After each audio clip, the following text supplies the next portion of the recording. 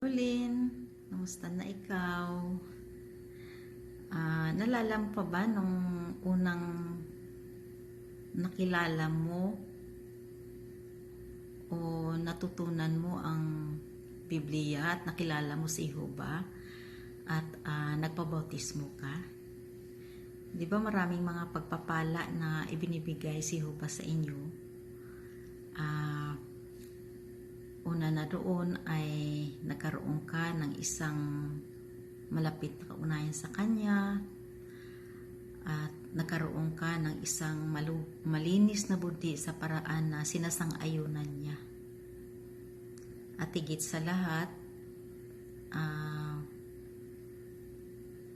marami kang mga kaibigan sa loob ng kongregasyon na nagmamahal sa iyo. Kaya maraming salamat sa iyo na bahagi ka ng kongregasyon namin dito sa Jeddah. At itinuturing ka namin bilang isang pagpapala sa amin bilang lingkod ng Diyos na Jehova. Siyempre, mabait ka naman kasi kaya napamahal na rin kami sa iyo bilang mga kapatid mo.